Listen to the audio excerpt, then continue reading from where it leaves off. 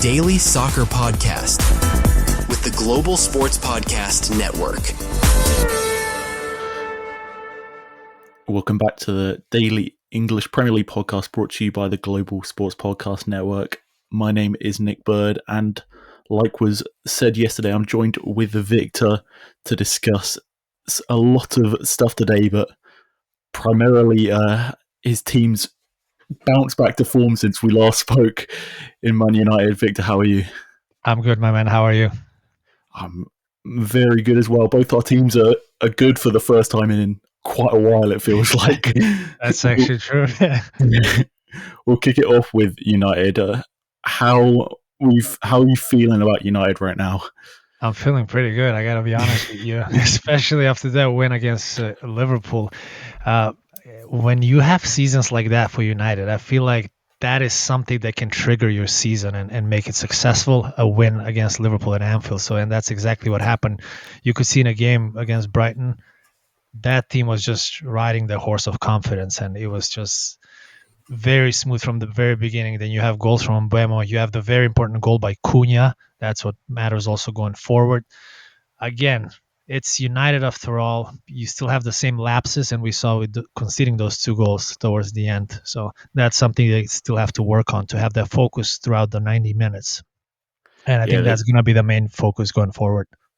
Yeah, it's 4 wins in 5 now, and I was looking at some of the stats around United, and in areas it looks really promising, like second most XG, fourth most non-penalty XG, second most shot creating actions per 90, and this is all while underperforming XG. But then you look at the XG against, and it's the fourth worst, and only Forest, West Ham, and Burnley are behind. So while I think the weekend was, I think it was the best performance, like best complete performance I've seen under Amorim from games I've seen anyway, with sort of the pressing, the man-to-man press, Shaw pressing into midfield.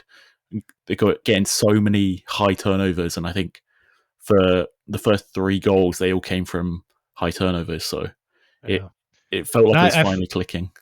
Yeah. As I said, I feel the main focus right now would be how do we stay focused and compact through the entire game, because I was shaking at the end. I'm not going to lie. I'm like, this cannot be real. Like, if we drop 2 points here and if they somehow get a tie, that's going to be heartbreaking. Everything that they worked for, not only during the Brighton game, but also the Liverpool win, it's going to just fall into water. So I'm glad we scored that 4th goal that gave us the 3 points. And now we're pretty solid position, very healthy position. Especially at the same time, you have like teams at the top, they're dropping points.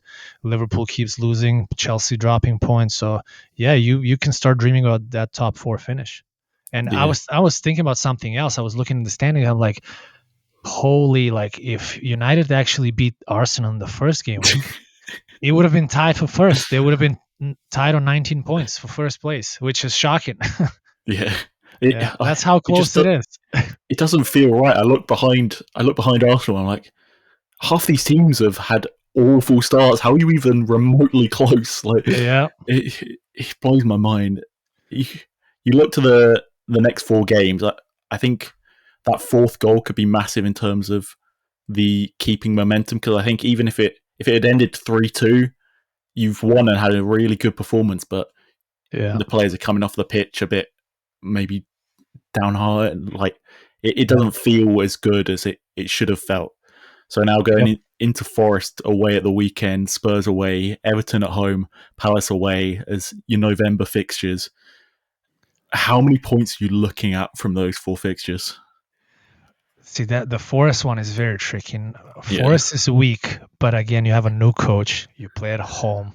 So this game, what happened to us against Liverpool, this might be the trigger that Forest needs to beat United at home to turn the season around. So they're going to be looking forward to that.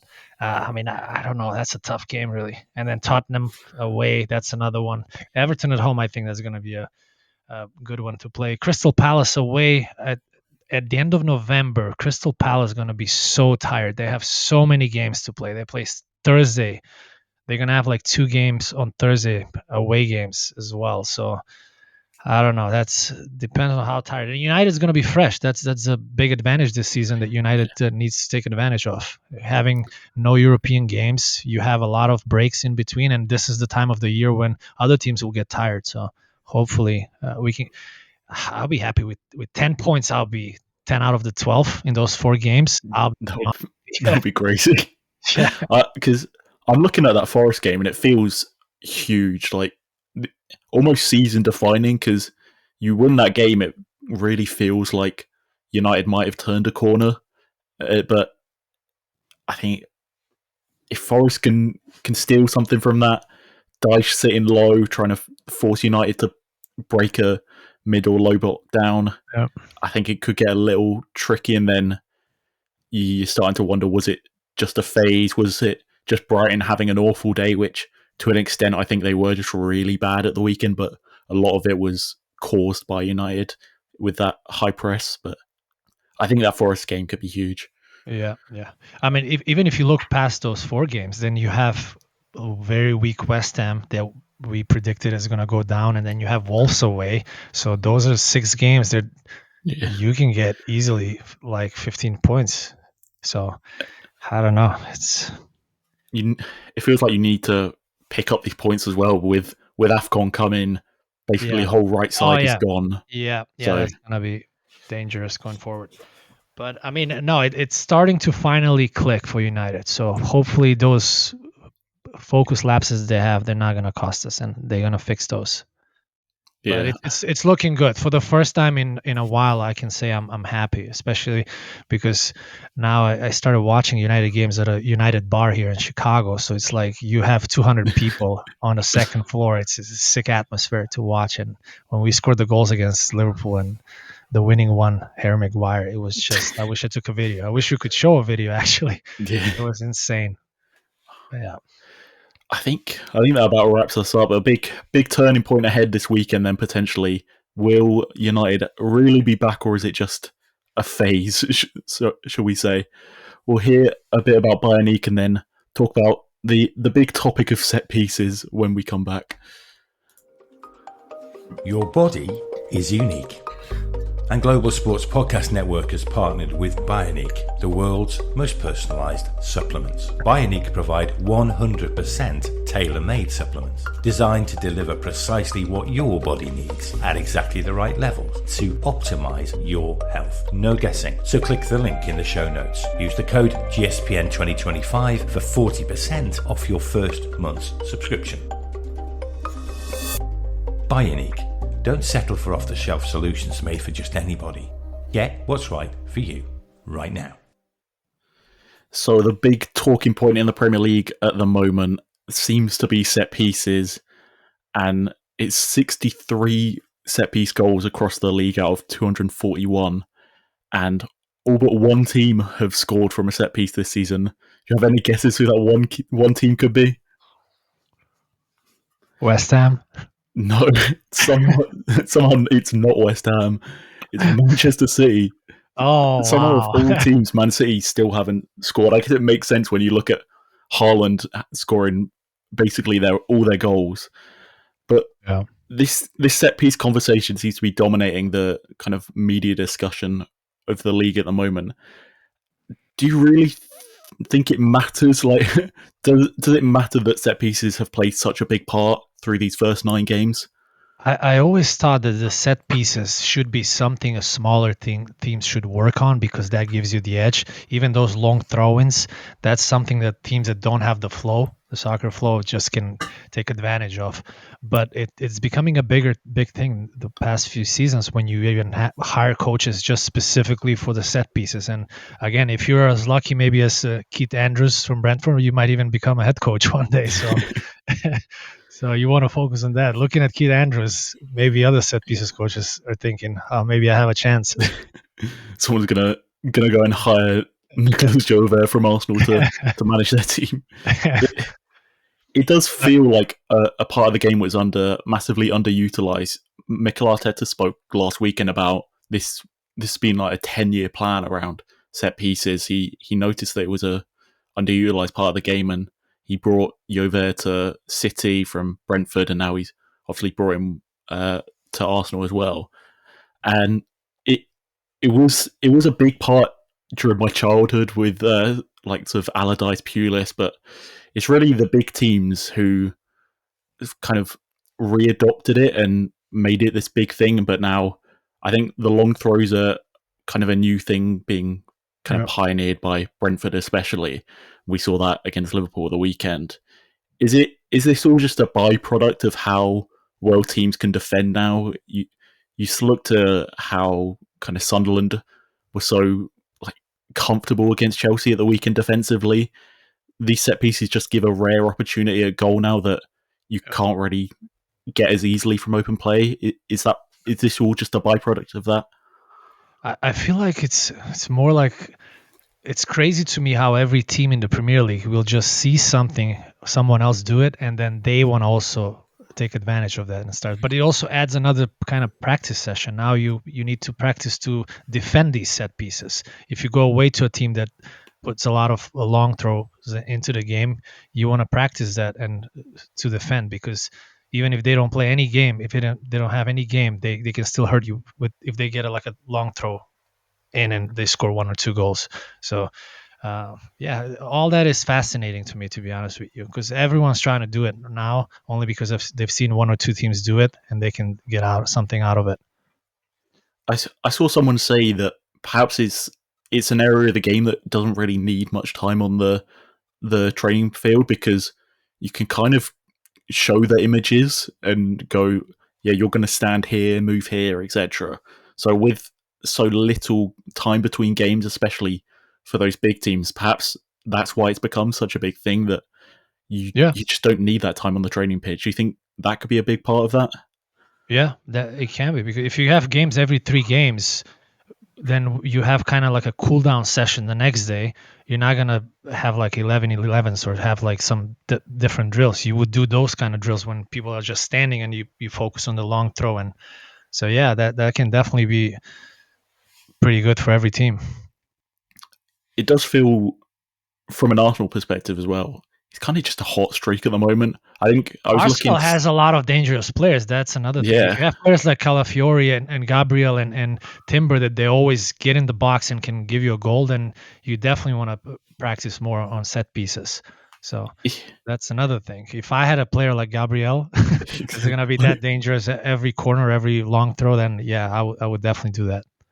It does feel like a hot streak though. I wonder if the whole league is almost on a hot streak of it at the moment, because I think I was looking at the goals to XG from set piece and Arsenal were overperforming it by like 5, and it'll probably cool down at some point, but just because the team at the top are so good at them and scoring so many goals from it, I wonder if that's just why it's dominating conversation at the moment. But they definitely practice every week. They practice different scenarios. It's not just as we speak. They're probably practicing something else about how they can make, because teams would eventually adjust to what Arsenal is playing. So Arsenal will have to find a way to kind of innovate something new. And when you have a specific coach for that, there's always going to be something new happening. I think it's something that you can't as easily defend though as well, because whereas open play you can adjust to what another team is doing quite easily. If you have Declan Rice and Saka putting the ball so consistently in these areas, then it doesn't really matter how well you defend. Like, someone's going to get on it eventually. So it does just feel like a part of the game that is being focused on a lot at the moment, because of those teams near the top are really getting something good out of it at the moment, and maybe it'll all move on. But I think it's fueling this is the Premier League boring discussion, and I don't know if it actually is boring, so to say, or if people are just unhappy because their teams aren't good at it. I think to Liverpool fans especially seem to be quite unhappy about their team and it. Do you think it is causing the league to be boring at the moment, or is it just it just is what it is? It is what it is. And also, if you look at it the other way, it's kind of like gives attacking players a little bit of a breather, because if you take, let's say, a long throw in, you're going to get the guy there to throw the ball, and then you have the center backs to come in. So it's going to be like a little pause so you can get your breather back. So it's a lot of running. You have a lot of games. So yeah, I don't see that changing anytime soon. I think it's going to get even worse. That's teams going to focus even more on set pieces than it is right now. That's my opinion.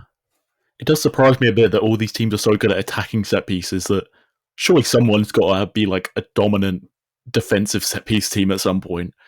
But I guess, like I was saying, it's harder to defend these than it is from open play.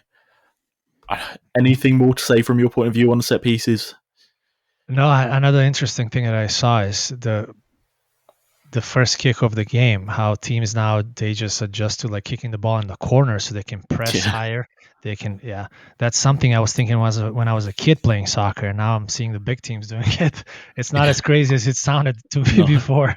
I remember seeing a clip of Bournemouth doing it when they were in the Championship, and it's very rugby, which I don't know if that means loads to you, but I know that will mean a lot to people in the UK, like just kicking for possession or kicking for territory. Sorry, it'll be interesting if that is another next step, but I don't know if all teams are going to want to give up the ball straight away or not. But I think that wraps us up on set pieces. We'll talk about the Carabao Cup quickly, as there are some midweek fixtures and some big Premier League clashes. But first, let's hear about Zencastr.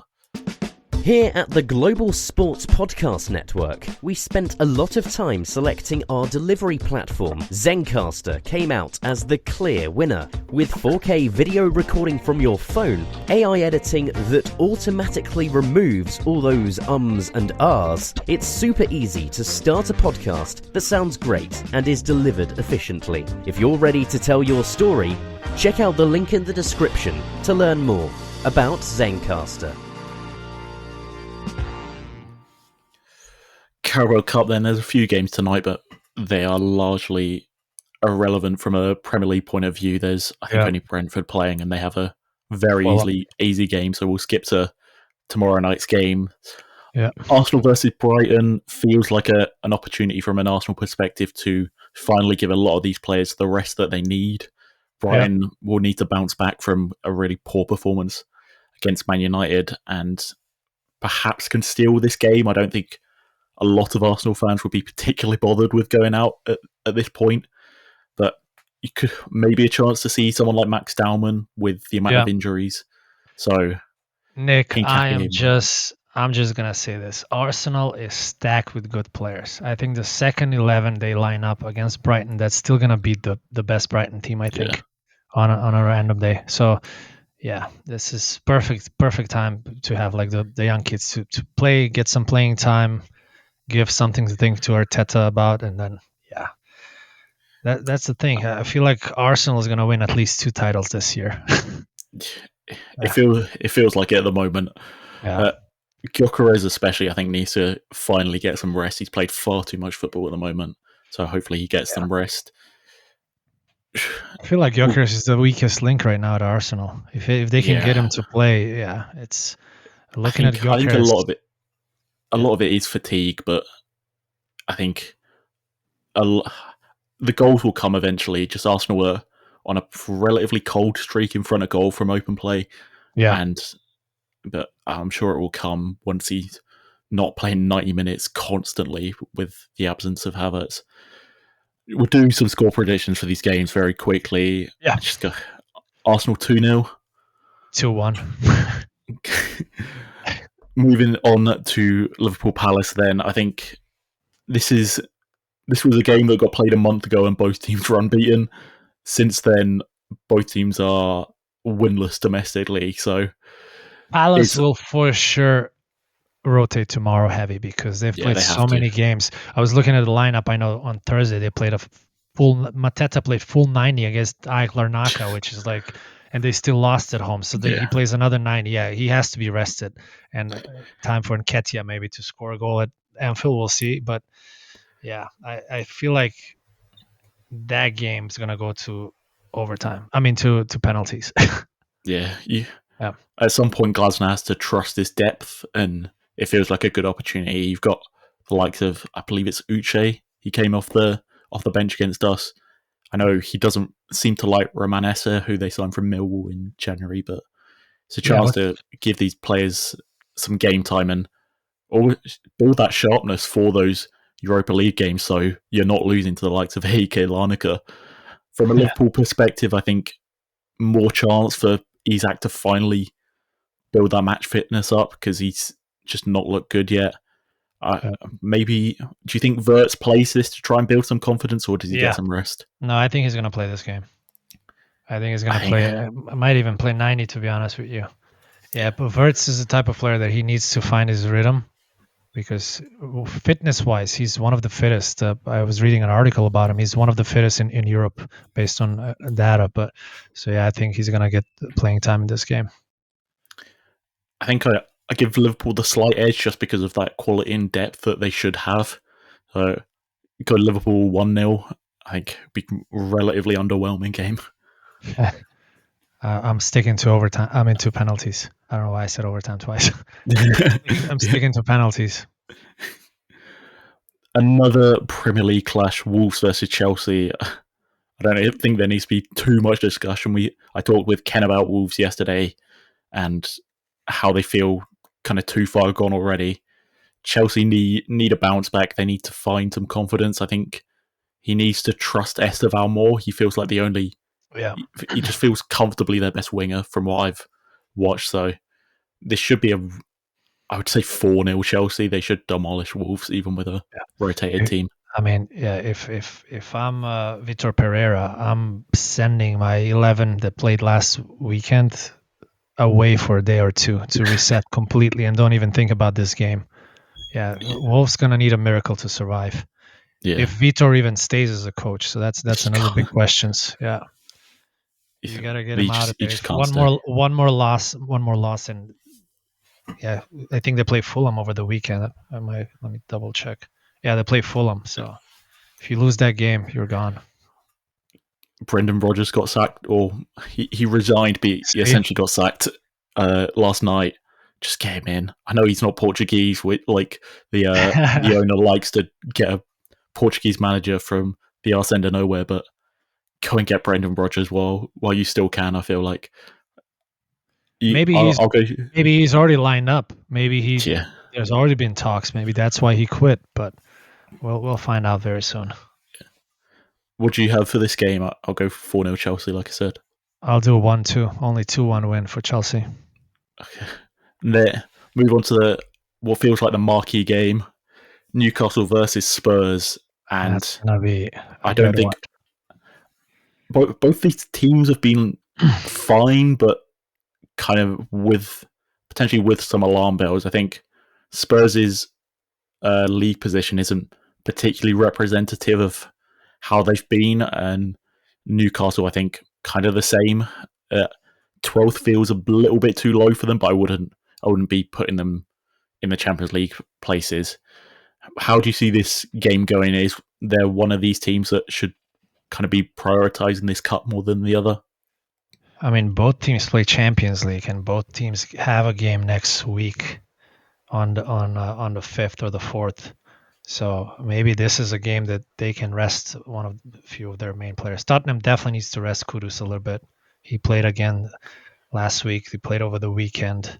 He's been playing constantly long games. So it all depends what the lineup's going to be tomorrow. But I expect to be a Newcastle win regardless of what happens. I think it's going to be 2-1 Newcastle.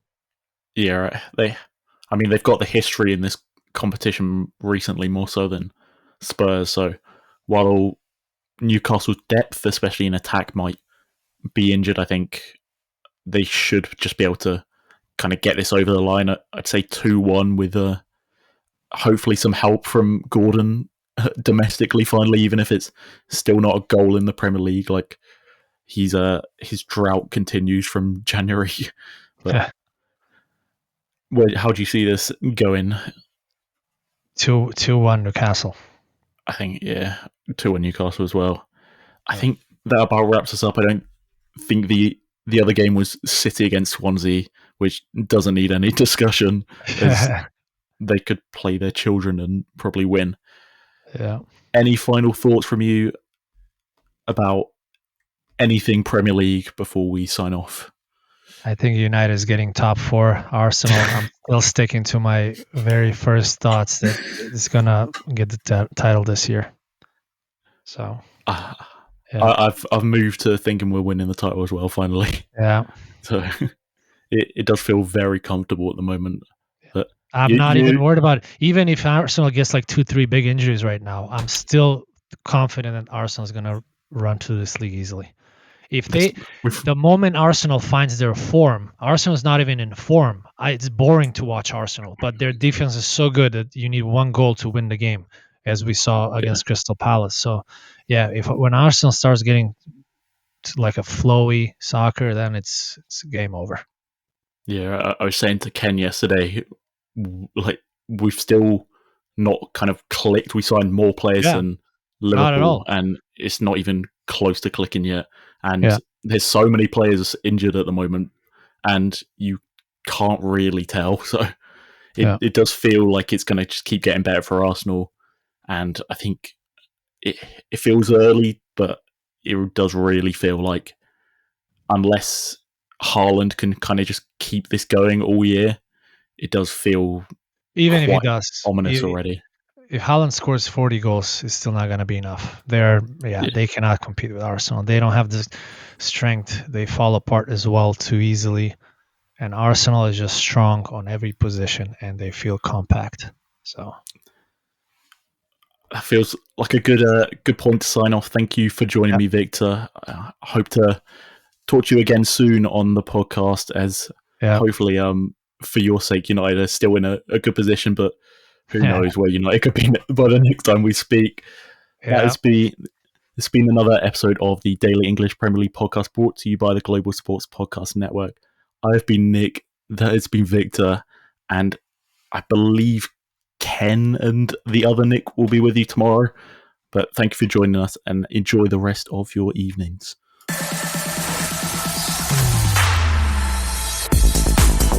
Your daily soccer podcast with the Global Sports Podcast Network.